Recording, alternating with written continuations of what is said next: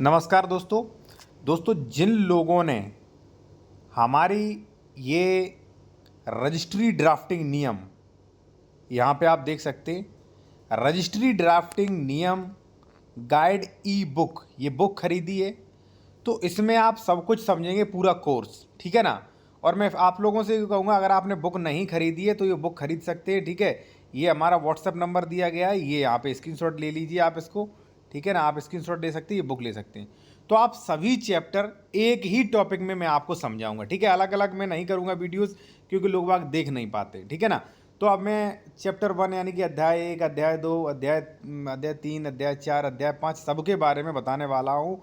मापन इकाइयों के बारे में, sale deed, gift deed, bill, power of attorney के बारे में, शेयर एग्रीमेंट, लीज एग्रीमेंट के बारे में, सेल डीड डॉक्यूमेंट्स क्या क्या चाहिए इसके लिए, सेल डीड में मान लीजिए प्लॉट, खेत, सर्कल रेट निकालना, महिला के नाम स्टाम्प, शहर, सब कुछ इसमें आप सीखेंगे। तो चलिए वीडियो शुरू करते हैं, ठीक है जी। तो साथियों, ये है हमारी बुक, ठीक है, रजिस्ट्री ड्राफ्टिंग एवं नियम गाइड। तो देखिए यहाँ पे सबसे पहले अध्याय के बारे में समझ लीजिए आप, ठीक है ना, सभी चैप्टर के बारे में। अध्याय 1, अध्याय 2, ठीक है, 2 चैप्टर 2 यानी कि 3, ठीक है ना। और यहाँ पे 4th, 5th, ठीक है, 5 चैप्टर हैं, ठीक है ना। और ये हमारा व्हाट्सएप नंबर दिया है, जो लोग बुक लेना चाहते हैं वो बुक ले सकते हैं। उसके बाद ये कोर्स को समझें, तभी समझ में आएगा। इसमें रजिस्ट्री के बारे में A to Z जानकारी है। सबसे पहले आपको मापतौल आनी चाहिए, तो वही मैंने फर्स्ट चैप्टर में डाला है, पूरा मापतौल के बारे में। यहाँ पे आप देखेंगे अध्याय 1, पेज नंबर 1, हेक्टेयर। देखिए हेक्टेयर के बारे में आप समझ लीजिए, क्योंकि हेक्टेयर में ही खतौनी। देखिए साथियों, हेक्टेयर, 1 हेक्टेयर बराबर कितना होता है? 1 हेक्टेयर बराबर 10,000 वर्ग मीटर, ठीक है ना। ऐसे लिखा होगा, जब खतौनी पे देखोगे ना आप, तो ऐसे लिखा होगा 0. इतना 0, ठीक है। ये हो गया 1 हेक्टेयर बराबर 10,000 वर्ग मीटर, या 11,059 वर्ग गज कह सकते, या 2.47 एकड़ कह सकते। अब खतौनी में आपको कई तरीके से लिखा मिलेगा, अब आप कंफ्यूज मत होइए। जैसे मान लीजिए साथियों, यहाँ पे लिखा है ये, तो यहाँ पे कितना होगा? 1 हेक्टेयर, इधर देखें, ठीक है, 1 हेक्टेयर। दूसरा ऐसे भी मिल सकता है आपको, ये कितना हो गया? 0.1000 हेक्टेयर। इधर का पूरा एरिया होता है पॉइंट से इधर वर्ग मीटर, या ऐसे 1000 वर्ग मीटर भी कह सकते हैं। अब ऐसा भी लिखा हो सकता है 0.080, ठीक है। तो इसे आप कह सकते हैं साथियों कितना? 800। अब आप कहेंगे साहब 100 क्यों, एक ही तो बिंदी लगा है, ये 4 तक माना जाएगा, ठीक है ना, 800। अब ऐसा भी लिखा हो सकता है साथियों, कैसा? थोड़ा इसको साफ कर दूं मैं। हाँ, अब साथियों ऐसा भी लिखा आ सकता है, जैसे मान लीजिए कोई खतौनी आपने देखी 0 पॉइंट, जो लोग प्लॉट देख रहे खरीदते हैं उनमें अक्सर यही लिखा आता है, ऐसे करके। तो ये हो गया साथियों 81 वर्ग मीटर, ठीक है। आप कहेंगे साहब हेक्टेयर में, तो हेक्टेयर ये है 0.0081 हेक्टेयर। अब सीधे बोलें तो ये हो गया 81 वर्ग मीटर, ठीक है। अब यही ऐसे लिखा होगा 0.0810, तो ये 810 वर्ग मीटर, ठीक है। इसी प्रकार से 0.0993, तो 993 वर्ग मीटर। इसी प्रकार से ऐसा भी हो सकता है, मैं बहुत अच्छी तरीके से समझा रहा हूँ, टॉपिक काफ़ी लंबा चलने वाला है, ठीक है ना। ऐसा भी हो सकता है साथियों, मान लीजिए 0.881, तो ये हो गया साथियों 8,810 वर्ग मीटर, ठीक है। अक्सर प्लॉट में ऐसा लिखा होता है, 2 0 आगे होंगे यहाँ पे, ठीक है। 92 वर्ग मीटर हो गया। अब कहें हेक्टेयर में, तो 0.0092 हेक्टेयर, ऐसे हो जाएगा बस, ठीक है। तो यही ज़्यादा होता है खतौनिया में, यही लिखा आता है। चलिए आगे बढ़ते हैं अब हम, ठीक है। अब देखिए 1 करम 1 हाथ, 1 करम में 5 फुट 5 इंच, 1 हाथ या 2 बित्ती या 9 इंच, ठीक है। 1 कच्चा बीघा का ये दिया गया, पक्का बीघा का ये दिया गया है, ठीक है। 1 कनाल बराबर ये दिया गया है, 1 कनाल मरला वगैरह सब कुछ दिया गया है, ठीक है। 1 मरला, 1 नाली, 1 गाठा, 1 गज, ठीक है। और यहाँ पे 1 वर्ग मीटर के बारे में दिया है। अब वर्ग गज और वर्ग मीटर के बारे में समझ लीजिए, जो कि ज़्यादातर 99% यही है, लिखा पढ़ी में यही है जो हम बता रहे हैं, वैसे अलग अलग नामों से जानते हैं, ठीक है। तो चलिए ये जान लीजिए, पूरा बुक समझेंगे, इसलिए बने रहें आप पूरा। एक ये चैप्टर नंबर है 1.12, ठीक है ना। अब देखिए साथियों, वर्ग गज, एक वर्ग गज में जो होता है वो होता है 9 वर्ग फीट। ठीक है, कई लोग जो है वर्ग गज में प्लॉट चाहते हैं, तो वर्ग गज में अभी निकालना बताएंगे हम, आप तसल्ली से वीडियो को देखें। ठीक है, और एक वर्ग मीटर बराबर 10.76 वर्ग फीट, या यहाँ पे आप देख सकते हैं एक वर्ग मीटर बराबर 10.76 वर्ग फीट। ठीक है, और एक वर्ग मीटर बराबर 1.196 वर्ग गज। ठीक है, अब चलिए आगे आते हैं, वर्ग फीट को वर्ग मीटर में कैसे बदलें। साथियों ये चीज़ बहुत ज़रूरी है। ये चीज़ ज़रूरी क्यों है? मान लीजिए कोई इस प्रकार से प्लॉट है आपका, इस प्रकार से वो आया आपके पास के साथ 20 फुट ये प्लॉट हमारा चौड़ा है, 50 फुट लंबा है, तो भाई आपको ही तो निकालना पड़ेगा इसका क्षेत्रफल, तभी तो आप रजिस्ट्री कर पाएंगे। तो आपको 20 इंटू 50, 20 का गुणा 50 में करना है, आ जाएंगे यहाँ पे 1000 वर्ग फीट। यहाँ पे देखें उदाहरण, जैसे आप प्लॉट 20 बाई 50 का खरीद रहे हैं, ठीक है, तो वर्ग फीट निकालने के लिए प्लॉट जो चौड़ाई 20 फीट का, ठीक है, लंबाई 50 फीट का, आपस में गुणा कर दो, लंबाई इंटू चौड़ाई 1000। ये किस में निकल आया? वर्ग फीट में। उत्तर प्रदेश में अगर आप हैं, ठीक है ना, तो ये वर्ग फीट वर्ग मीटर ही ज़्यादा चलता है, हेक्टेयर तो सभी जगह सब प्रदेशों में चलता है। तो साथियों क्या है, यहाँ पे जो है जब आप इसका मल्टीप्लाई करोगे आपका यहाँ पे वर्ग मीटर आ गया। अब जो सर्किल सूची मिलेगी आपको, वो साथियों मिलेगी प्लॉट की वर्ग मीटर में ही। एक वर्ग मीटर का दिया इसलिए वर्ग मीटर में बनाना पड़ेगा। तो अब क्या करना है, एक वर्ग फीट आपने जान लिए, तो ये कुल वर्ग फीट निकल आया है। उसके बाद जो कुल वर्ग फीट है, तो 1000 उसमें 10.76 का भाग दे दो, 92.93 आया। इसे पूरा आप जो है 92.93 को 93 माने, लिखा पढ़ी में 93 पे स्टाम्प शुल्क देना। मैं आपको बता देता रहा हूँ अपवाद, राउंड फिगर कर लें इसको, 92 का पूरा 93। ठीक है ना, तो क्या पहले आपने प्लॉट का निकाला वर्ग फीट, और वर्ग फीट को अगर वर्ग मीटर में बदलना है, ध्यान रखना 10.76 का भाग दे दो उठा के, निकल के आ जाएगा उसका वर्ग मीटर। ठीक है, अब ये निकल के आ गया। अब आगे बढ़ते हैं, चलिए वर्ग फीट को वर्ग गज में कैसे बदले। अब भाई कई बार ऐसा होता है कि कई लोग आते कि साहब हमें वर्ग गज में बताओ, तो मैं आपको बता रहा हूँ।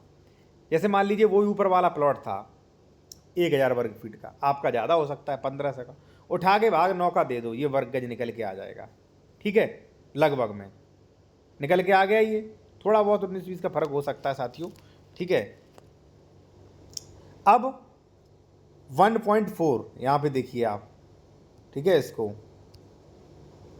ठीक है ना साथियों, कि वर्ग मीटर को वर्ग गज में बदलने के लिए, यहाँ पे वर्ग मीटर को वर्ग गज में बदलने के लिए आपको 1.196 से गुणा करना है। ठीक है, उदाहरण के लिए ये वर्ग मीटर निकला था, गुणा कर दिया 1.196, 111 वर्ग गज निकल के आ गया। वही तो देखिए 1000 के में 111 निकला था, और वही देखिए वर्ग मीटर में किया तो ये निकल के आ गया। ठीक है, समझे आप। और मैं फिर कहूँगा साथियों कि अगर आप ये वीडियो देख रहे हैं भाई, तो ये वीडियो जिन लोगों ने हमारी बुक खरीदी है, ठीक है, बुक का प्राइस जो है साथियों वो है 490 रुपये। ठीक है, ये उन लोगों के लिए है, इसमें A to Z जानकारी मिलेगी। अभी आगे आप सीखेंगे, 1 घंटे का वीडियो है, फुल देखें आप। ठीक है, और हमारा व्हाट्सएप नंबर जो है ये है, अगर आप कोई कानूनी सलाह लेना चाह रहे हैं, ठीक है, ठीक है, व्हाट्सएप नंबर ही है, इस पर कानूनी सलाह लेना चाह रहे हैं तो फीस पे करके कानूनी सलाह ले सकते हैं, और बुक भी ये वाली ले सकते हैं। ठीक है, 7906821877 ये हमारा नंबर है। ठीक है जी, अब देखिए साथियों ये आपको निकाल लिया। अब हम बताएंगे भाई खेती की ज़मीन का सर्किल रेट, 1 ईयर का सर्किल रेट कैसे निकालें, यानी कि खेती ज़मीन का मालियत कैसे निकालें। देखिए मालियत आप निकालना सीख गए तो स्टाम्प तो आप चुटकी बजाते में निकाल देंगे। कैसे?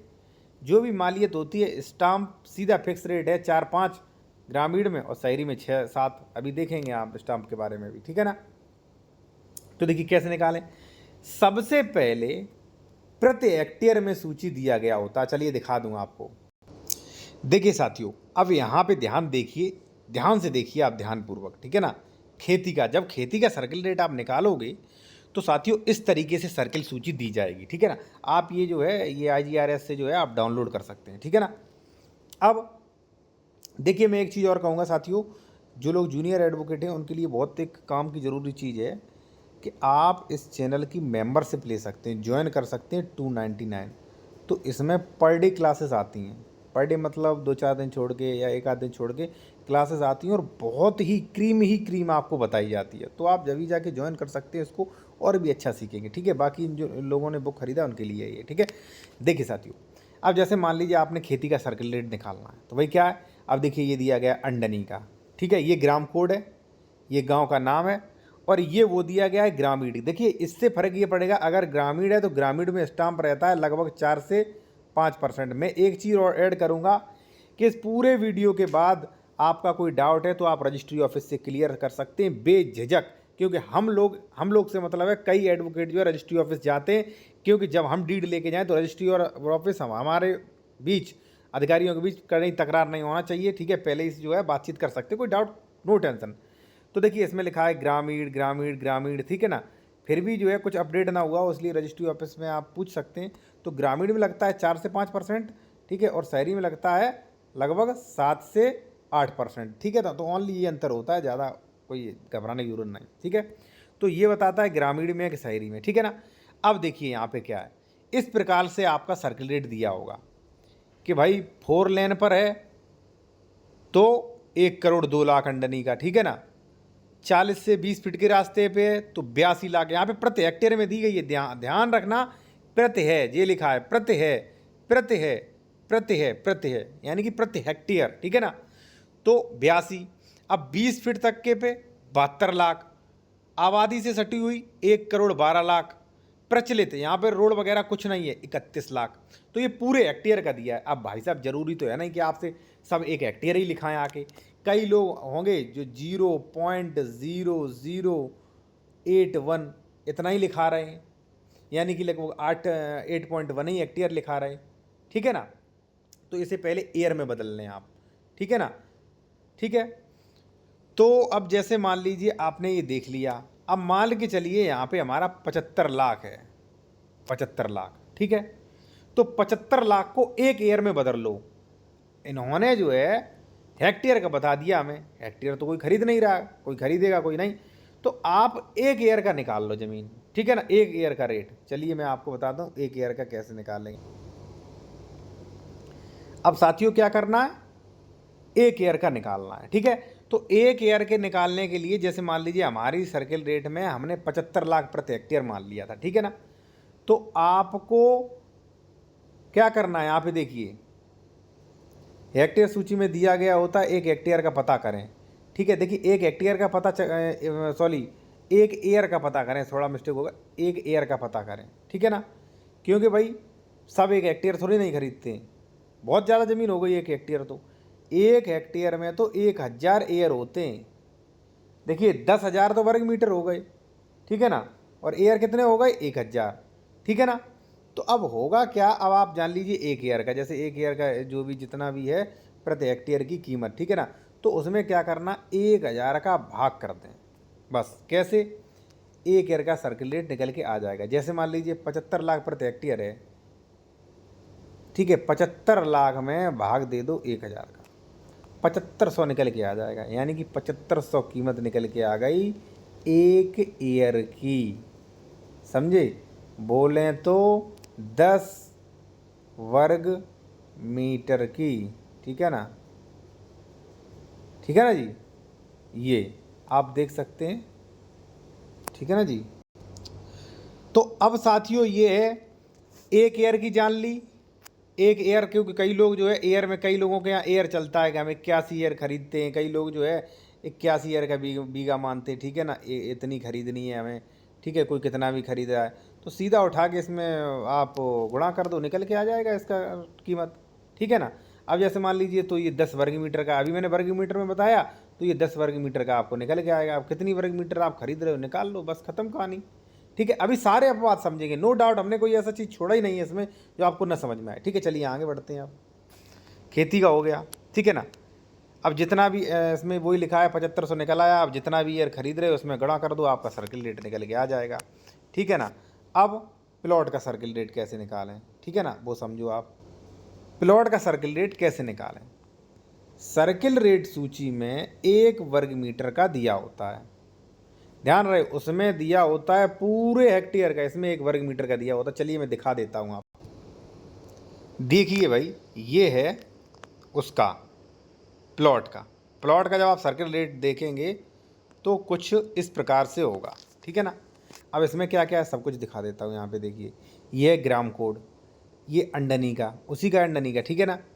ये किस में है? ग्रामीण में, तो ग्रामीण का देना पड़ेगा। अब देखिए 6 मीटर या उससे अधिक 9 मीटर तक चौड़े पे प्रचलित 14,000, ठीक है, प्रचलित 33,000। लेकिन ये वाणिज्य के आवासीय खरीदने के लिए ले रहे हैं तो 14,000 प्रति वर्ग मीटर पे देना पड़ेगा, और प्रचलित है तो 33,000। अब 9 मीटर से अधिक है, अब 9 मीटर से अधिक कितना भी चौड़ा हो, आवासीय में 16,500 और वाणिज्यिक में 33,500। अब आप कहोगे साहब हमारा तो 6 मीटर से कम का है, 6 मीटर से कम का है, तो आप ऐसा करिए 6 मीटर से कम के लिए एक और होगी इसमें, ठीक है ना, वो मैं आपको दिखाने जा रहा हूँ। 6 मीटर से कम वाली ये है, 6 मीटर से कम वाली, ये देखिए सब कुछ रेट। 6 मीटर से उससे अधिक वाली है, सॉरी अधिक वाली है, कोई दिक्कत नहीं, ये है कम वाली, देखिए, ठीक है ना, 6 मीटर से कम वाली। इसमें लिखा होगा नगरी तथा अर्धनगरी कृषक भूमि की दरें प्रति वर्ग मीटर, ये बेसिक वैल्यू होती है, ठीक है। 6 मीटर से कम वाला नॉर्मल होता है, ठीक है ना। तो आपने देख लिया प्रति वर्ग में दिया होता है, तो चलिए अब निकालना सीखते हैं। प्लॉट का आपने रेट लिस्ट में देख लिया कि भाई हमारा था 9500 प्रति वर्ग मीटर, अब 1 वर्ग मीटर का है। अब आपका क्लाइंट भाई कितने वर्ग मीटर खरीद रहा है, ठीक है। अब वर्ग फीट को वर्ग मीटर में मैंने बदलना पहले चैप्टर में सिखा दिया था, ठीक है। अब जैसे मान लीजिए 100 वर्ग मीटर है, तो 100 वर्ग मीटर है, 1 वर्ग मीटर का 9500 था, 9500 गुणा 100 कर देंगे, 9,50,000 निकल के आया। अब बस इसी पे आपको स्टाम्प शुल्क देना है। अब आप कहोगे सर स्टाम्प शुल्क कितना देना है, आगे सीखेंगे, रुको, अब अध्याय 2 आने वाला है, ठीक है। तो देखिए अध्याय 2, अब सेल डीड वगैरह के बारे में समझ लीजिए, फिर से हम आपको ये दोबारा सिखाएंगे। अब सेल डीड वगैरह के बारे में सीख लीजिए।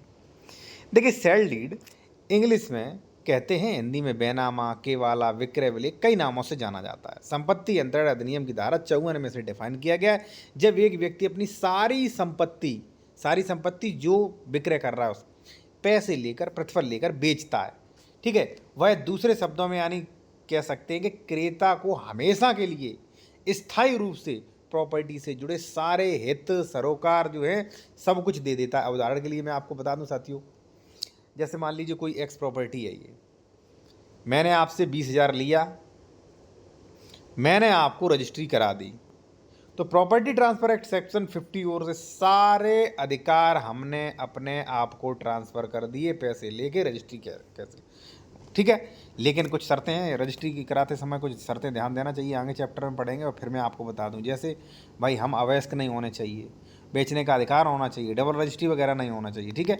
विक्रय का मतलब, और देखिए जो आप बैनामा करा रहे हैं आप ये देखें उस पर ऊपर विक्रय पत्र लिखा है कि नहीं, पावर ऑफ टर्नी वगैरह तो नहीं, ठीक है, तो वो देखें। बैनामा का मतलब, केवाला का मतलब होता है पैसे लेकर अपनी संपत्ति दूसरे को दे देना, हमेशा के लिए सारे अधिकार वगैरह ट्रांसफ़र कर देना, सब कुछ ट्रांसफ़र कर देना, ठीक है, तो वो होता है, ठीक है। तो सेल डीड से हमेशा के लिए मालिक बन जाते हैं आप। अब देखिए कुछ क्वेश्चन भी हमने कर रखे हैं, क्या सेल डीड से मालिक बन सकते हैं, तो जी हाँ, सेल डीड से हमेशा के लिए मालिक बन जाते हैं। लेकिन ध्यान रहे साथियों, प्रतिफल देना होगा, पैसा देना होगा आपको। अब कई लोग जो है पैसा ऐसे ही दे देते हैं नकद, ठीक है, बाद में फिर कैंसिलेशन वगैरह होता है, तो पैसे का रिकॉर्ड रखें, ठीक है, पैसा बहुत ज़रूरी है बैनामा में, ठीक है। अब उसके बाद जब आपका सेल डीड हो जाए उसके बाद दाखिल खारिज अपना जरूर करा लें, नामांतरण करा लें आप, ठीक है जी। अब सेल डीड रजिस्टर्ड होना जरूरी है, जी हाँ बिल्कुल, सेल डीड रजिस्टर्ड होना बहुत ज़रूरी है साथियों, बिल्कुल एग्जैक्टली। मैं फिर एक चीज़ कहूँगा साथियों कि आप जो है ये 299 वाला क्लास ज्वाइन करके और भी बहुत कुछ सीख सकते हैं। इस चैनल को ज्वाइन करें, 290 वाला लें, कई लोग ले चुके हैं, आपके लिए बेहतर ऑप्शन है, ठीक है जी। अब आते आगे, इसके बाद आपने सुना होगा दान पत्र के बारे में कि साहब दान पत्र, तो देखिए दान पत्र डिफाइन किया गया है किसमें, धारा 122 प्रॉपर्टी ट्रांसफर एक्ट में। दान और बैनामा में सिर्फ इतना अंतर होता है कि दान में पैसे नहीं दिया जाता। मैं आपको कोई चीज़ दान दे रहा हूँ तो पैसे नहीं होंगे उसमें, पैसे हो गए तो गड़बड़ हो जाएगा, ठीक है। या पढ़ सकते हैं, दान देने वाला स्वेच्छा से शुद्ध मन से जो अपना दे रहा है, ठीक है, और जो मतलब जो ले रहा है वो भी उसकी स्वीकृति होनी चाहिए, ठीक है। गिफ्ट डीड होती है, देखिए गिफ्ट डीड और बैनामा बहुत मजबूत होता है। बैनामा आज हमने कर दिया, आप अपना 30 दिन बाद दाखिल खारिज करवा लो। दान पत्र भी हमने आज आपको कर दी तो आप प्रॉपर आज से ही मालिक बन गए और उसका दाखिल खारिज करा लो जाके, बस, ठीक है। लेकिन ध्यान रहे बैनामा में पैसा मैंडेटरी है, दान में पैसा नहीं होता है, दान में तो भाई अपनी खुशी से दिया जाता है, ठीक है ना। अब देखिए, क्या दान पत्र का रजिस्ट्री होना जरूरी है? जी हाँ बिल्कुल। क्या दान पत्र के बाद हमेशा के लिए मालिक बन जाते? जी हाँ बिल्कुल, अगर दान पत्र सही है आपका तो। अब उसके बाद साथियों हम सब पढ़ेंगे आप लोग 2.3 चैप्टर, वसीयत इच्छा पत्र क्या है, कब बनाई जाती है भाई, ठीक है ना। तो देखिए साथियों, हिंदू उत्तराधिकार अधिनियम की धारा 30 में वसीयत उत्तराधिकार के बारे में बताया, जैसे इच्छा पत्र वसीयत बिल कहते हैं, ठीक है। अब देखिए बिल के बारे में समझ लीजिए, वसीयत के बारे में। देखिए साथियों, वसीयत का मतलब होता है, जैसे मान लीजिए कोई ए बंदा है, आप समझ गए, जानते होंगे, नहीं जानते फिर भी मैं आपको बता दूं, और कुछ नई चीज़ें ही बताऊंगा। आपने पैसा खर्च किया है तो नई चीज़ें आप पढ़ेंगे, ठीक है। अब देखिए साथियों, वसीयत क्या है? जैसे मान लीजिए एक्स प्रॉपर्टी है, ये ए की थी, ए ने आपको दे दी 2009 में, ठीक है, या मान लीजिए 2025 चल रहा, 2025 में दे दी आपको, ठीक है। तो इस प्रॉपर्टी के अभी मालिक नहीं बने हो आप।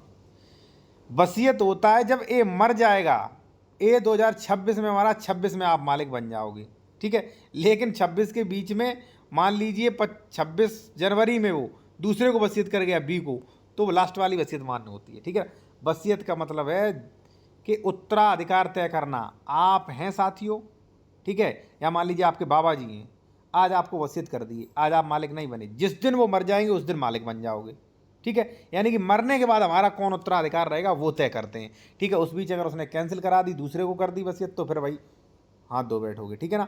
कुछ प्रश्न? वसीयत रजिस्टर्ड होना चाहिए? जी हाँ रजिस्टर्ड होना चाहिए, और साथ ही साथ धारा 107 के नियमों का पालन करें, यानी कि जमीन जो है असंक्रमणी भूमिधर ना हो, ठीक है, उसे राइट्स हों, ठीक है। SC ST जो है वसीयत नहीं कर सकते अदर कास्ट को, ये भी नियम आप जान लीजिए, धारा 107 पर से पढ़ेंगे, मिल जाएगा।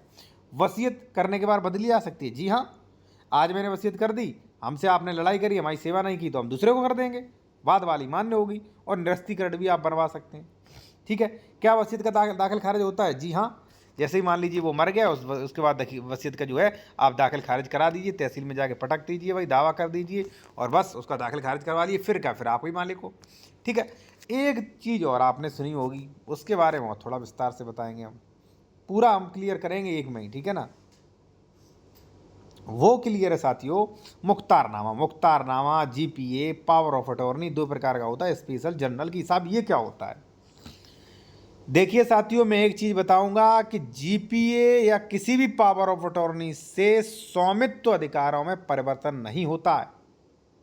GPA का उद्देश्य केवल होता है, मैं अमेरिका रह रहा हूं, मैं बहुत बड़ा बिजनेसमैन हूं, मैं नहीं आ पा रहा हूं उत्तर प्रदेश में या मध्य प्रदेश में, राजस्थान, बिहार में मेरी कोई प्रॉपर्टी है, मैं नहीं आ पा रहा हूं, तो भाई उस प्रॉपर्टी का मैंने आपको GPA दे दिया कि भाई जाइए आप उसे बेचिए, जो भी करिए, सारे राइट्स आप ले सकते हैं, ठीक है भाई।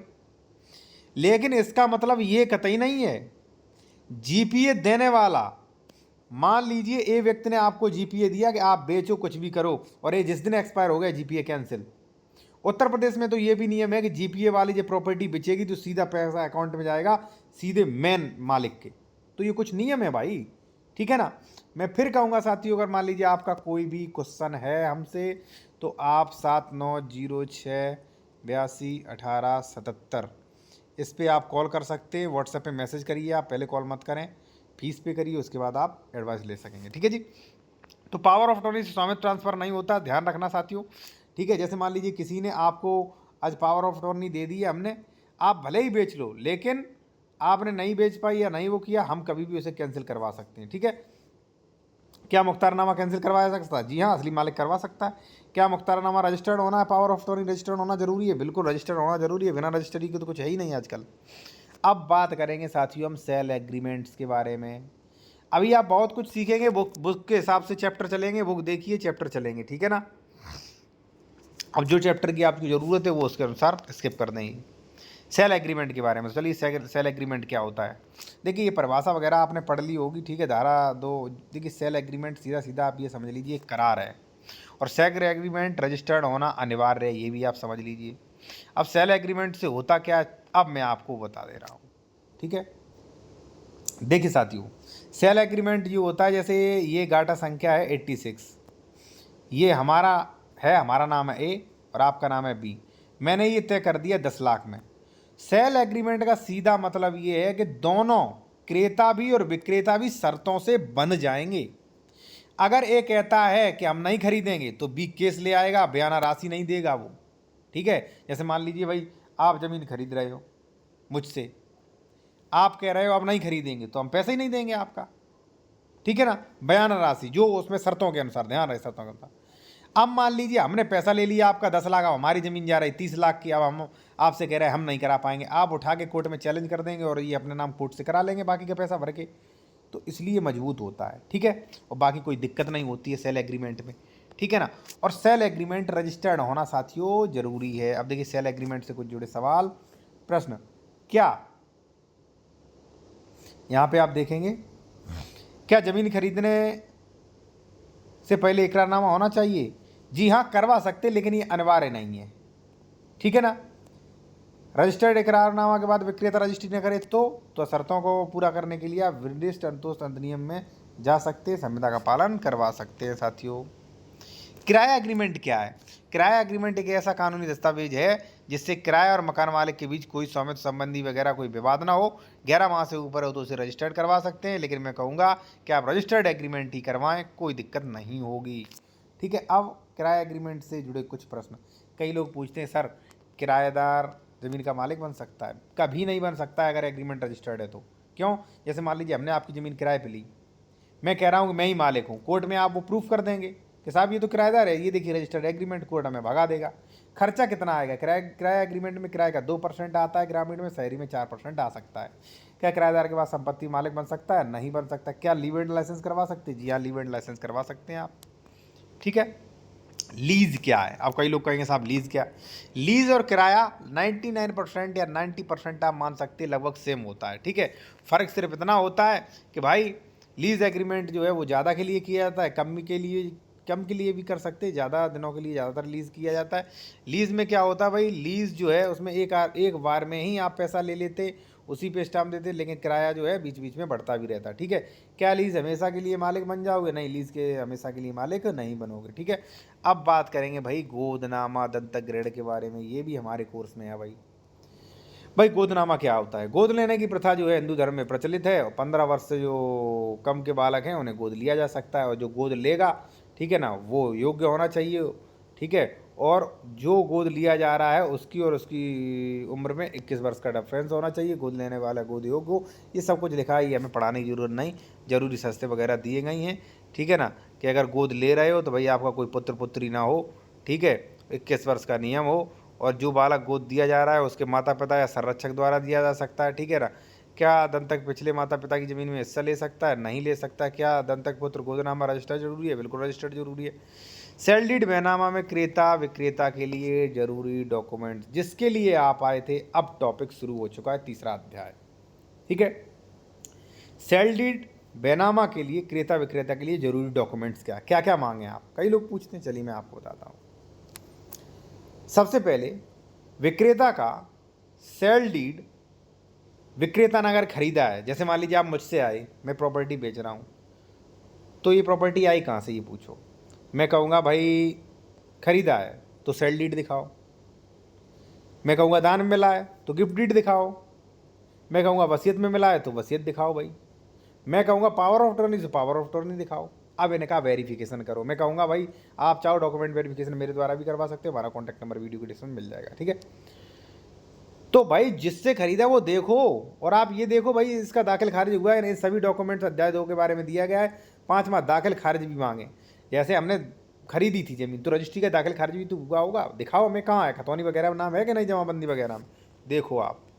ठीक है, पावर ऑफ अटॉर्नी से लिया है तो पावर ऑफ अटॉर्नी से जांच करें भाई कि पावर ऑफ अटॉर्नी करने वाला जीवित है कि तो नहीं, ऐसा तो नहीं पावर ऑफ अटॉर्नी कैंसिल करा दी हो उसने। ठीक है, उसके बारे में कैंसिल करें।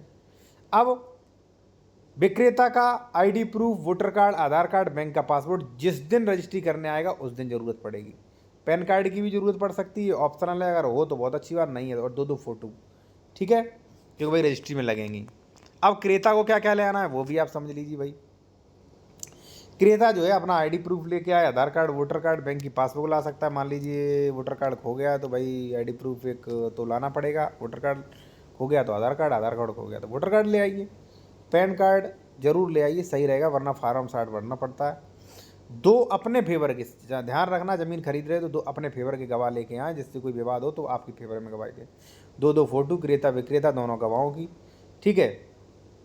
तो ये लाना है। अब आगे आते भाई, प्लॉट खेत मकान का सर्किल रेट मालियत निकालना सीखें। अब सर्किल रेट निकालना सीखें भाई, पहले भी सिखाया, मैं फिर सिखाऊंगा।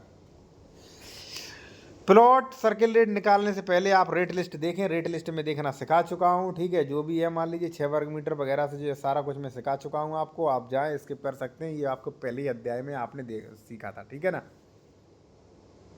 बार बार मैं नहीं करूँगा, आप कन्फ्यूज हो जाएंगे। सर्किल रेट निकालते समय कुछ महत्वपूर्ण बातों का ध्यान रखें। हाँ, सर्किल रेट निकालते समय कुछ महत्वपूर्ण बातों का ध्यान रखें, हाँ ये जरूरी है। बाकी ये प्लॉट खेत का सर्किल रेट मालियत निकालना मैं अभी सिखा चुका हूँ, बार बार नहीं सिखाऊंगा इसको, ठीक है ना। अभी 1.12 13 जो पहले अध्याय के देखे तो उसमें, ठीक है। अभी जाके आप फिर वो कर लेते हैं। नोट, सर्किल रेट निकालते समय कुछ महत्वपूर्ण बातों का ध्यान रखें जिसमें सर्किल रेट प्रभावित होते हैं, जैसे आबादी से सटा तो नहीं है, ठीक है। अगले अध्याय में मैंने बताया जाएगा कि भाई बताया था कि सर्किल रेट बताया जाएगा, सर्किल रेट प्रभावित होता है। फिर भी कोई प्रश्न है तो आप रजिस्ट्री ऑफिस से पूछताछ कर सकते हैं। देखिए कैसे प्रभावित होता है, थोड़ा आप समझ लीजिए आप इसको, ये टॉपिक ज़रा ज़रूरी है। साथियों एक चीज़ मैं आपको बताऊं, जैसे मान लीजिए ये खेत है,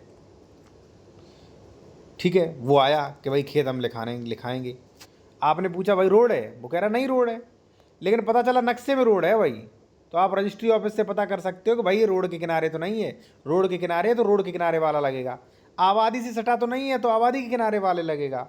अगर मान लीजिए उसमें प्लॉट या आबादी नहीं है साथियों, लेकिन मकान बने तो भी आबादी वाला लग सकता है, रजिस्ट्री ऑफिस में बात कर सकते हो आप इसके संबंध में, ठीक है ना। अब देखिए ये मैं क्यों कह रहा हूँ कि इसे ज़रूर पूछिए, पूछ लीजिए, कई बार ऐसा होता है वो बता दे कि नहीं है लेकिन नक्शे में वहाँ होती है, तो रजिस्ट्री ऑफिस में पता कर सकते हो इसका, ठीक है। दूसरी बात साथियों, जैसे मान लीजिए ये गाटा रोड पे है, 200 बीघा का नंबर है, ठीक है।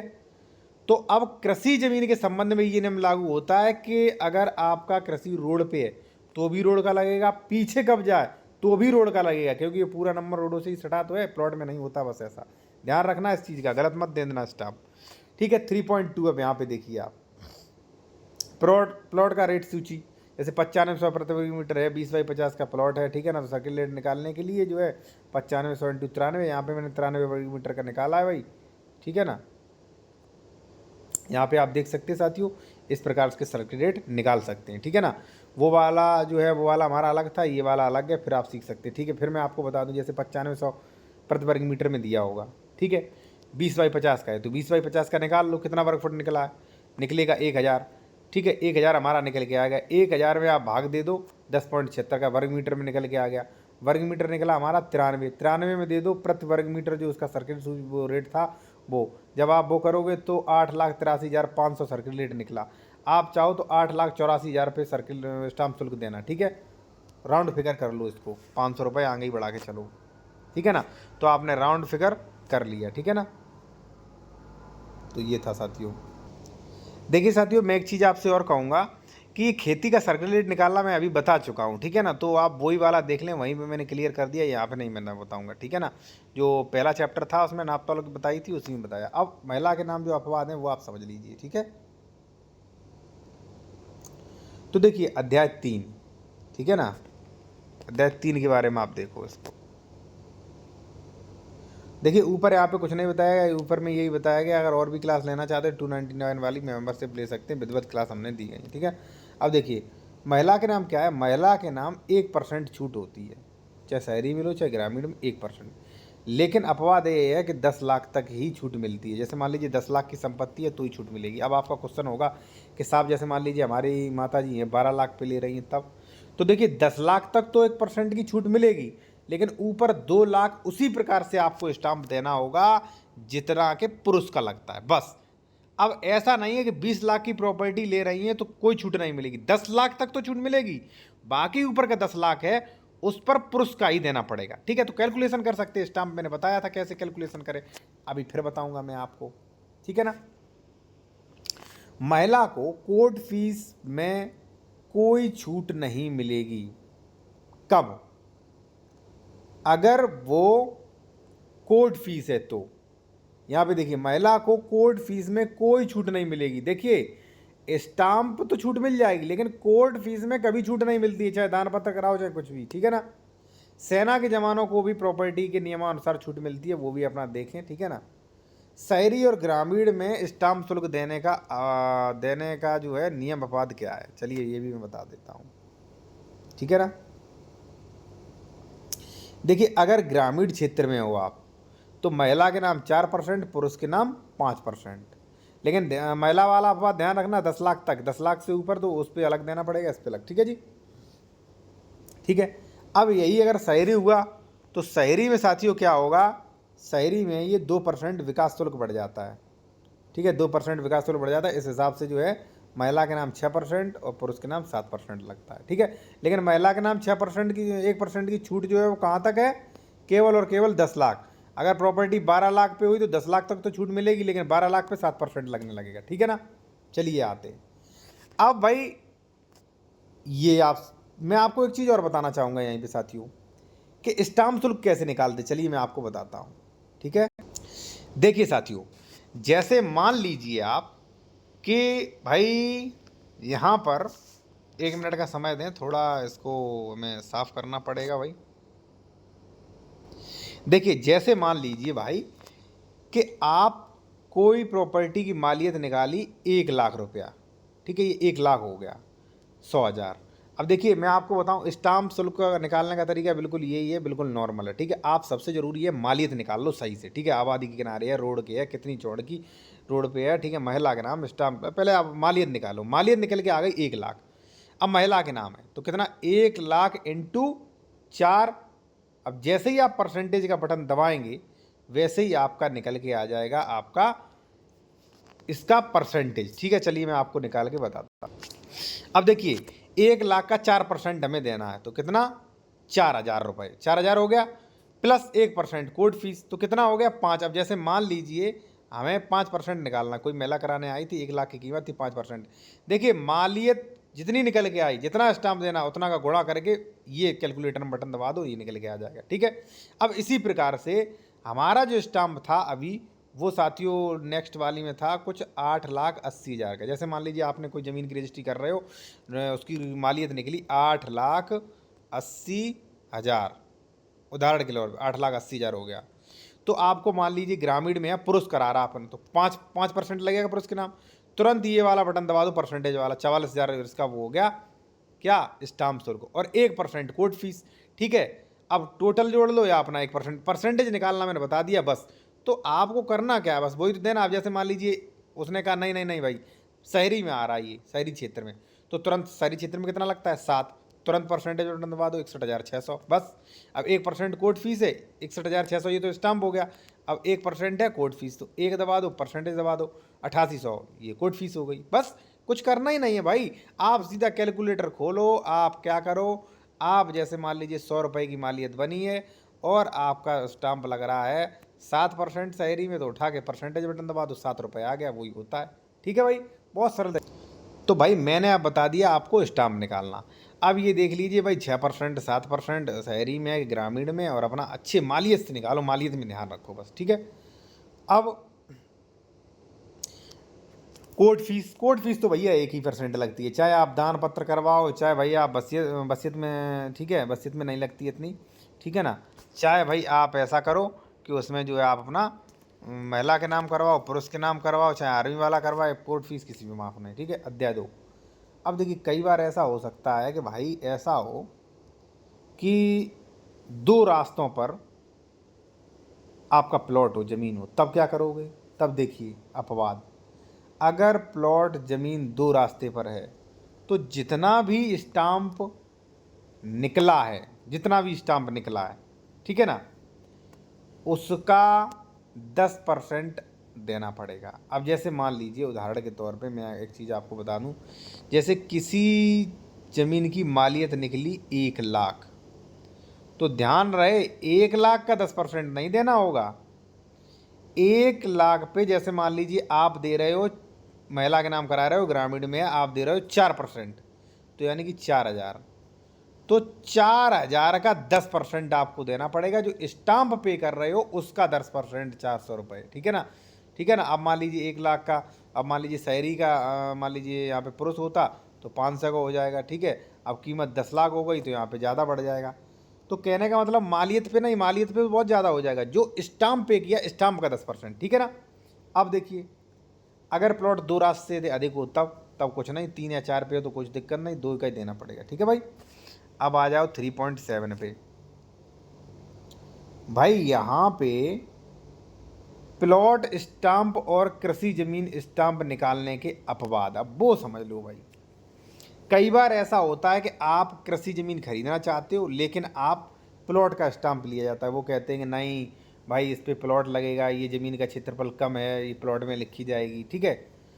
और उस ज़मीन का क्षेत्रफल कम होता है, वो कृषि ज़मीन आपके बिल्कुल सटा गाटा नहीं है, तब क्या करें? तब आप उठाएं अपना रेट लिस्ट। रेट लिस्ट में इस प्रकार सारे अपवाद आपके क्लियर होंगे। कैसे? देखिए यहाँ पे 30 हेक्टेयर तक, देखिए यहाँ पे पहले ऊपर 15 वाला पैराग्राफ पढ़े, नगरीय तथा अर्धनगरीय क्षेत्र में। देखिए रेट लिस्ट भी समझना बहुत जरूरी है। मैं साथियों आपसे कहूँगा अगर आप रजिस्ट्री करना वगैरह सीखें तो रेट लिस्ट पूरा अच्छे से पढ़ें, समझें उसे, 1-2 दिन रेट लिस्ट को दें आपने, ठीक है ना। नगरीय क्षेत्र तथा अर्धनगरीय क्षेत्र के ग्राम ऐसी कृषि भूमि जो किसी आबादी से सटे, गाटा नंबर, ठीक है, गाटा नंबर आबादी से सटे के किनारे लगी है, ध्यान रखना, जिसकी त्रिज्या 100 मीटर त्रिज्या में 100 मीटर आसपास कोई प्लॉटिंग या आबादी है, तो दरें निम्नवत होंगी। कैसी? अगर 30 एयर तक है यानी कि 300 वर्ग मीटर तक है, ठीक है, तो आवासीय भूमि का यानी कि वर्ग मीटर का देना पड़ेगा। यहाँ पे आवासीय भूमि का जो भी निर्धारित दर हो, ठीक है ना, आवासीय भूमि के लिए जो भी निर्धारित दर हो उसके अनुसार मूल्यांकन किया जाएगा, ठीक है ना। आवासीय भूमि, ठीक है भाई। 30 हेक्टेयर से अधिक क्षेत्रफल परंतु 100 तक, तो वहां पे क्या है, ये 60% तक जो है वो आपको मतलब आवासीय का देना पड़ेगा, ठीक है ना। नहीं, 30 हेक्टेयर तक तो आवासीय का देना पड़ेगा, ठीक है। फिर उस पर 60%, 100 हेक्टेयर से ऊपर है तो आपको नॉर्मल खेती वाला देना है, ठीक है ना। देखिए अगर मान लीजिए भाई प्लॉटिंग वगैरह चल रही है तो सीधी बात है कीमती ज़मीन होगी, तो कीमती ज़मीन है भाई वो आवासीय का तो लेंगे ही, ठीक है। तो कहने का मतलब साथियों फिर भी मैं यही से कहूँगा कि आप इसके बारे में रेट लिस्ट पढ़िए। अब देखिए रेट लिस्ट प्रत्येक ज़िले में थोड़ा बहुत अंतर तो हो जाता है लेकिन कानून नियम सेम ही होते हैं। रेट लिस्ट पे ध्यान दें, बिना रेट लिस्ट पढ़े भाई कुछ नहीं होगा। कितना भी आप हमारे वीडियो देख लो, कितना भी विशेषज्ञ देख लो, कुछ भी कह दो, ठीक है, और एक बार में ये चीज़ें समझ में नहीं आएंगी। मैं आपसे फिर कहूँगा साथियों कि आप 299 वाली हमारी मेम्बरशिप ले लीजिए, ज्वाइन कर लीजिए, तो वहाँ पर और भी वीडियोज़ रहते, बहुत ही अच्छे अच्छे वीडियो आते हैं, ठीक है ना। अब देखिए यहाँ पर आबादी या प्लॉटिंग से सटे जो खेत वगैरह हैं आपके, ठीक है ना, उन पर कुछ अपवाद मैं बताने जा रहा हूँ, ठीक है ना। जैसे मान लीजिए कृषि की ज़मीन की आप रजिस्ट्री कर रहे हो तो उन पर भी अपवाद हो सकते हैं। जैसे मान लीजिए अगर सड़क आबादी चकमार्ग से सटा है तो आप ध्यान से देखें भाई उसका रेट लिस्ट क्या है, ठीक है, ठीक है ना। और कई बार क्या होता है उसको पता ही नहीं होता, तो मैंने क्या कहा था, रजिस्ट्री ऑफिस में आप पता करके आएँ, ठीक है ना। और मैंने एक अपवाद और बताया था, जैसे ये रोड है, ये गाटा है यहाँ तक फैला हुआ, ठीक है, और ये यहाँ पे कागज नहीं है और ये यहाँ पे कागज है, अगर 1 नंबर है तो रोड पीछे वाला को भी रोड का ही देना पड़ेगा। फिर मैं बता दूँ, ठीक है, इस चीज़ का ध्यान रखना, ठीक है। यहाँ पे मैंने दिया गया है, ठीक है ना, आप पढ़ लेना। 3.9, ठीक है ना। यहाँ पे देखिए विक्रेता क्रेता के गवाही के संबंध में सावधानी। विक्रेता को अभिलेख डीड पर हस्ताक्षर करने से पहले जो ज़मीन बेच रहे हैं उनसे हस्ताक्षर कर रहे हो तो प्रॉपर्टी का फुल विवरण देख लो भाई, कि जितना पैसा मिला है उतनी बेच रहा है, वो उतनी ही खरीद रहा है, कि पता चले रजिस्ट्री में ज़्यादा ट्रांसफ़र हो जाए, और जो घाटा दिया है वही खरीद रहा है कि नहीं। क्रेता विक्रेता को हस्ताक्षर के साथ साथ हाथ के अंगूठा की निशानी डीड भी लगाना चाहिए, ठीक है। क्रेता को 2 गवाह अपनी फेवर के लगाना चाहिए। अब यहाँ पे क्या है, विक्रेता को रजिस्ट्रार के सामने क्या बोलना है वो भी भाई अपना बता दें। जैसे मान लीजिए आप विक्रेता के सामने कितना, देखिए विक्रेता को पहले ही समझा लें कि इतना पैसा दिया, बैंक द्वारा चेक द्वारा बताना, और चेक द्वारा देना भी, ठीक है, रोड वगैरह नहीं, अपना पहले समझा लो, उसे बयान देना पड़ेगा, ठीक है। सेल डीड में चौहद्दी के नियम, ठीक है, 3.10। देखिए चौहद्दी वर्तमान स्थिति पे जो भी है उसी की बना। जैसे मान लीजिए यहाँ पे आप ले रहे हो तो पूरब में कौन है, पश्चिम में कौन, उत्तर में कौन, दक्षिण में कौन है, यही बना है। और साथियों अगर कृषि जमीन, हाँ अगर मान लीजिए यहाँ पे एक चीज़ और मैं कहूँगा, यहाँ पे थोड़ा अपवाद रह गया है, ठीक है, यहाँ पर अपवाद है थोड़ा। अगर कृषि जमीन, यहाँ पे दूसरा वाला देख लें आप, अगर जमीन दो खसरा में है, दो अलग अलग कब्जा ले रहे हैं तो दो अलग अलग चौहद्दी बनवाएं, ठीक है ना, एक ही बेनामा में अलग अलग जगह कब्जा है तो अलग अलग चौहद्दी बनवाओ, ठीक है। तीसरा, अगर कृषि जमीन है साथियों तो एक चीज़ आप ध्यान रखना हमेशा, कृषि जमीन है तो नियमावली 109 का ध्यान रखें। जैसे मान लीजिए ये रोड है, ठीक है ना, तीन भाई हैं, ए है, बी है, सी है। अब यहाँ पे कब्जा सिर्फ ए का है रोड की साइड, बी का है पीछे, सी का है और पीछे। तो अब बेचने पर आप ऐसा ना करें कि भाई ए ने जो है पूरे ही रोड पे लिखा दिया, गलत हो जाएगा। ए इसमें 1/3 ही फ्रंट बेच सकता है। ध्यान रखना नियमावली 109 कहती है कि अगर कोई भी घाटा सड़क आबादी के किनारे है तो सभी को बराबर शेयर मिलेगा आनुपातिक रूप में, ठीक है ना। तो भाई ऐसी चौहद्दी मत डालें, विवाद होगा बाद में, ठीक है, नहीं मिल पाएगा आपको। देखिए यहाँ पे मैं आपको फिर बता दूं थोड़ा, ज़मीन का फ़ोटो जीपीएस कैमरा से ख़रीद लिए, मतलब आप जीपीएस कैमरा वही वो डाउनलोड करें, क्लिक करें, जिसमें जो है लोकेशन वगैरह ऑनलाइन आ जाएगी। सेल डीड के पक्ष में फिर बता दूं थोड़ा, वीडियो वैसा हो गया था। जैसे 25 लाख का सरकारी मालियत है, आप 7 लाख में खरीद रहे हो, सरकार को कोई मतलब नहीं है, सरकार आपसे 25 लाख का ही स्टाम्प लेगी, 7%, 6% जो भी वहाँ पे लग रहा है, ठीक है। आप 7 लाख दिखा सकते हो कि भैया चेक से लिए ये हमने दिए। अगर ये 25 लाख वाली ज़मीन में, ध्यान रखना, अगर ये 25 लाख वाली ज़मीन है साथियों, ठीक है, और आप कितने में खरीद रहे, 50 लाख में, तो कम से कम आप 25 लाख तो दिखाएं, इससे कम तो दिखाई ना आप किसी कंडीशन में, और चेक वगैरह दिखाएं। और मैं तो कहूँगा साथियों पूरे 50 लाख दिखा दें आप, लेकिन फ़र्क ये होगा फिर सरकार 50 लाख का लेगी, 7% या 6% स्टाम्प देना पड़ेगा। फ़ायदा ये होगा कि अगर मान लीजिए डीड कैंसिल हुई तो आपको रिकवर 50 लाख होगा। अगर मान लीजिए आपने डीड में 25 लाख की ज़मीन है, 25 ही दिखाया, तो कल कैंसिल हुई तो कोर्ट में 25 ही लाख मिलेगा, 50 लाख कैसे आप प्रूव कर लोगे, समझे ना आप। चलिए इसके बाद आगे आते हैं स्पष्टीकरण। स्पष्टीकरण ये पढ़ सकते हो, मैंने स्पष्टीकरण दे दिया उदाहरण, ठीक है ना। और हाँ ये भी है कि डीड का पैसा लेन देन जो है वो चेक से, आरटीजीएस, एनएफटी से करें, 20,000 से अधिक का लेन देन नहीं कर सकते, ठीक है ना। ये रजिस्ट्री का नियम है और आयकर विभाग का भी नियम है। अब देखिए अध्याय 3.12 डीड के डॉक्यूमेंट्स, वो आप देख लीजिए। देखिए बैनामा, ई स्टाम्प, ठीक है ना, इसमें जो भी मान लीजिए होता है ई स्टाम्प, जो भी है स्टाम्प, आप ये देखें कि ई स्टाम्प में आपका नेम सही है कि नहीं, आपका आर्टिकल 23 वगैरह है कि नहीं, पिता का नाम बेच रहा है उसका नाम सही है कि नहीं। डीड जो ऑनलाइन करवाया उसका फार्म, क्योंकि डीड ऑनलाइन होता है, आपको टाइम मिलता है, वो टाइम वाला वो फार्म। ज़मीन का खतौनी या डॉक्यूमेंट्स रजिस्ट्री वगैरह जो विक्रेता के नाम हो वो आप लगा लें उसमें, क्योंकि रजिस्ट्री ऑफिस में देखेंगे कहाँ से आपको मिला था, ठीक है ना। विक्रेता क्रेता दोनों लोग अपने आधार कार्ड की कॉपी लगा के डीड में लगा लें। विक्रेता क्रेता पैन कार्ड भी अपना लगा सकते। ज़मीन कृषि की है तो दाखिल खारिज फॉर्म भर सकते हैं आप, ठीक है। बयान अल्फी वगैरह जो होती हैं भर के जमा कर सकते हैं, तो सही रहेगा, बहुत अच्छा रहेगा, ठीक है ना, अगर कृषि की ज़मीन है तो, ठीक है। पूरा फाइल तैयार कर लें, एक सेट उसका कॉपी बनवाएं, ठीक है ना। नीचे आप देखेंगे पूरा मैंने प्रोफार्मा डाला है रजिस्ट्री का, वो भी आपको समझा देंगे इसी में, ठीक है ना। ठीक है भाई। सेल डीड रहेगा कुछ इस प्रकार से, पेज नंबर फर्स्ट पे रहेगा ई स्टाम्प।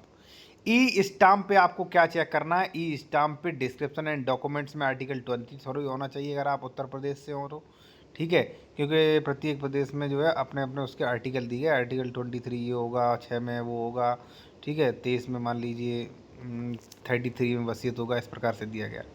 ई स्टाम्प पर अपना नाम, विक्रेता का नाम बिल्कुल सही है कि नहीं, स्पेलिंग वगैरह सारी मिला जी लीजिए, और जो भी लोग रजिस्ट्री बना रहे हैं उनसे भी कहूँगा सारा मिला लीजिए आप, ठीक है, स्टाम्प निकलवाने से पहले ही मिला लें, ठीक है ना, क्योंकि गलत स्टाम्प निकल गया ये तो बहुत दिक्कत होगी, ठीक है ना। जब स्टाम्प वो निकालता है तो प्राइमरी कॉपी देता है, वो आप देख लें, ठीक है, सही है कि नहीं। चाहे क्रेता विक्रेता, चाहे मान लीजिए जो डीड बनाना सीख रहा है वो, ठीक है ना। अब देखिए इसके बाद क्या होगा, दूसरा पेज कुछ इस प्रकार से होगा साथियों, ठीक है ना। यहाँ पे देखिए होगा स्टाम्प सर्टिफिकेट नंबर, ये ऑप्शनल है, थोड़ा बहुत डीड इधर उधर हो सकता है, ठीक है ना। ये फिर उसके बाद जो है आप अपना मौजा वगैरह चेक करें, मौजा बैनामा की कीमत चेक करें कितना दिया, सर्किट रेट कितना, स्टाम्प शुल्क चेक करें, क्षेत्रफल चेक करें, निर्धारित रेट ऑप्शनल है, मूल्यांकन कोड ऑप्शनल है, भूमि का प्रकार अगर प्लॉट लिया है तो आवासीय, अगर मान लीजिए साथियों यहाँ पे आपने प्लॉट नहीं लिया है तो यहाँ पे कृषि रहने दें, ठीक है। दूसरा परगना, परगना जो भी आपका हो, ग्राम मोहल्ला आप चेक कर लें। उसके बाद संपत्ति का विवरण आप देंगे, पेज वगैरह पूरा हमने क्लियर किया है, ठीक है ना, तो कंफ्यूज नहीं, ठीक है ना। अब देखिए हो सकता है आपका पेज नंबर 2 पे ना डिस्क्रिप्शन हो 3 पे आ जाए, तो ऐसा हो सकता है, पैनिक होने की जरूरत नहीं। चौथा क्या है, संपत्ति का विवरण। साथियों संपत्ति का विवरण जो है कुछ इस प्रकार देंगे,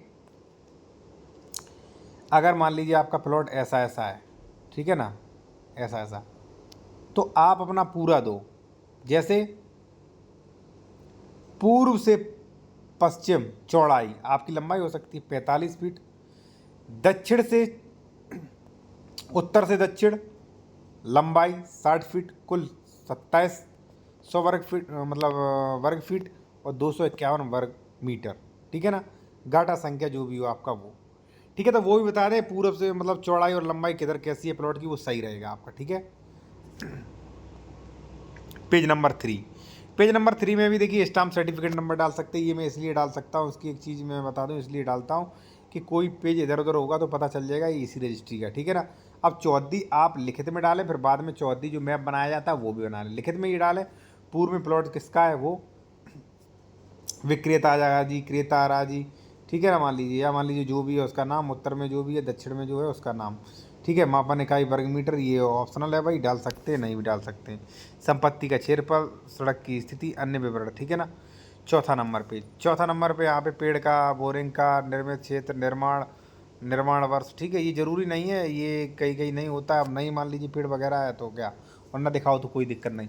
प्रतिफल धनराशि आप दिखा सकते हैं, बाजार मूल्य निर्धारित रेट इसमें दिखा सकते हैं, ठीक है, कोई ज़रूरी नहीं, ठीक है। मैं फिर कहूँगा रजिस्ट्री डीड जो है थोड़ा बहुत इधर उधर हो सकती है, लेकिन इसके पेज नंबर जो 7, 8, 9 है वो ज़्यादा ज़रूरी, ठीक है, उस पर फोकस करना। इस पर स्टाम्प नंबर जो काफ़ी बड़ा स्टाम्प नंबर होता है वो, अब ये चीज़ बहुत ज़रूरी है चेक करना, ये विक्रेता का नाम, पिता, निवासी और कॉम। ध्यान रहे साथियों, निवासी वही डालें जो खतौनी पर है, और नाम वही होना चाहिए जो खतौनी पर, पिता का नाम वही होना चाहिए जो खतौनी वगैरह पे है रिकॉर्ड में, ठीक है ना। क्योंकि विक्रेता का नाम अगर दाखिल खारिज के नाम मिसमैच हुआ, दाखिल खारिज नहीं होगा। कॉम जो है वो ध्यान रखें, कॉम रखें, और ध्यान रहे साथियों कि अगर विक्रेता SC ST है तो धारा 98 का पालन होगा, परमिशन वगैरह देख के करें वरना दिक्कत आएगी, ठीक है। मोबाइल नंबर, आधार कार्ड। द्वितीय पक्ष जो है वो भी मान लीजिए जो खरीद रहा है वो भी अपना नाम, पिता का नाम, निवास स्थान, कॉम, मोबाइल नंबर, आधार चेक कर ले, वरना दाखिल खारिज इसी नाम से होगा, फिर दिक्कत ना हो जाए आपको, ठीक है ना। 5 नंबर पेज चेक कर लिया। अब 6 नंबर में साथियों बस यही है कि भाई इसका पूर्व में 10 पैमाइश पहले भी कर चुके थे, और मतलब पहले भी हम दिखा चुके थे इस पेज पर, ठीक है। वही है 2700 वर्ग फीट और 251 वर्ग मीटर, 204 उस पर है, ठीक है। मौजा परगना इस पर जो है मैंने पूरा रुपये ले लिया है इतना किस्तों में, और चेक संख्या भी खुलवा सकती है इसमें, ठीक है भाई। ध्यान रहे ऐसा ना करें चेक दे दिया, खुलवा दिया, फिर बाद में चेक ले लिया है, दिक्कत हो जाएगी भाई। 7वां नंबर पेज नंबर देखें आप, ठीक है ना। निर्धारित दर ये यहाँ पे, ठीक है, इस पर चेक संख्या वगैरह खोला है, वो भी आप खोल सकते हो कि कोई पैसा बकाया नहीं रह सकता है। ध्यान रहे अगर 7545 इस पर खुल गया तो उससे ट्रांजेक्शन होना चाहिए, वरना दिक्कत आएगी आपको।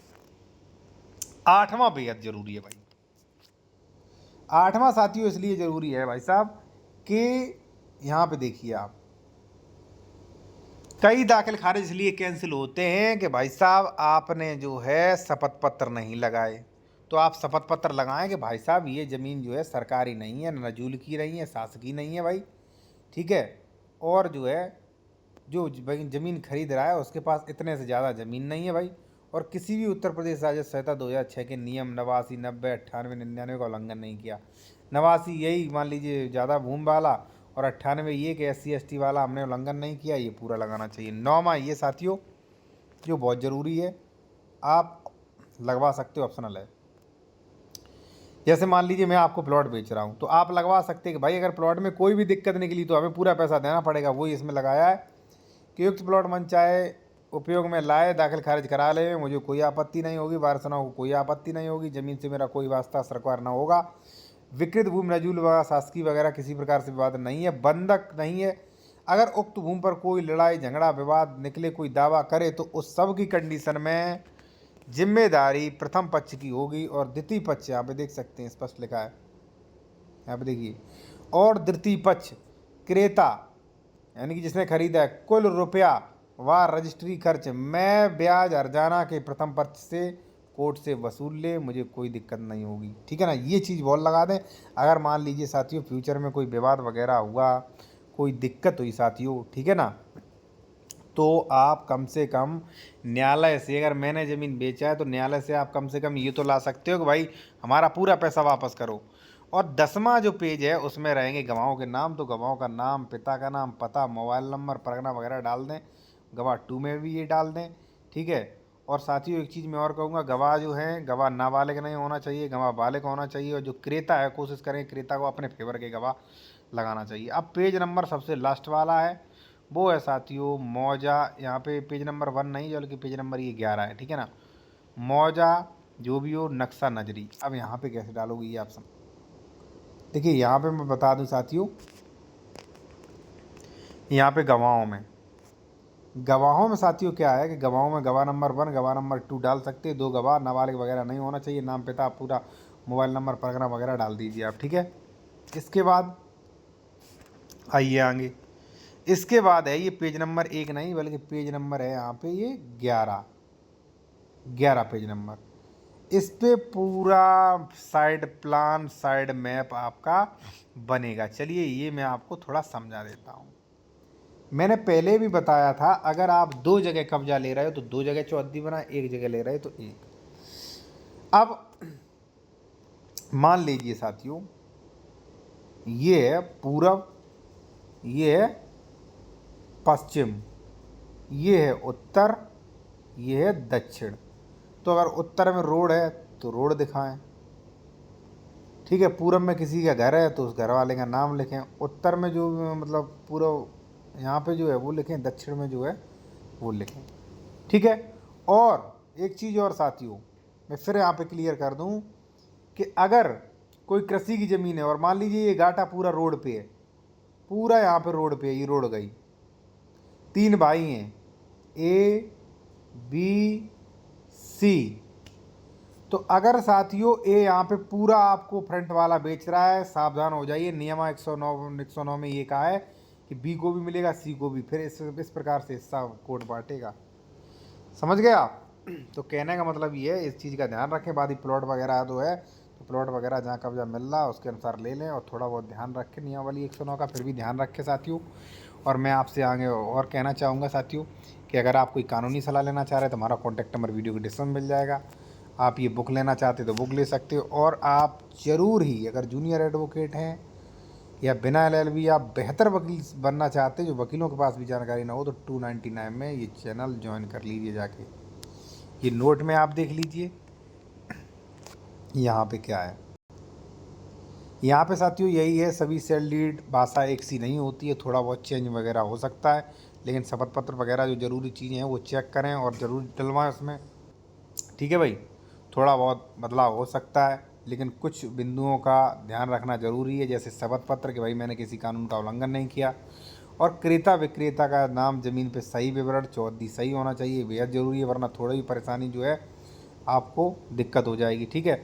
और आप हमारे चैनल ये देख ही रहे हैं, लॉ एडवाइज़र जो है, इस पर विज़िट करें और 299 की आप मेंबरशिप ले सकते हैं, ज्वाइन कर सकते हैं। अगर आप और भी ड्राफ्टिंग वगैरह की, हमारी जो भी और भी क्लासेस चल रही हैं, और भी ड्राफ्टिंग वगैरह की बुक हैं, जैसे बंटवारा, स्टे के लिए, कब्जा हटवाने के लिए, ठीक है, तो आप जो है वो ले सकते हैं। और सॉफ्टवेयर के कारण हमारी ई बुक में थोड़ा बहुत शब्द मिस्टेक जो है वो हो सकता है।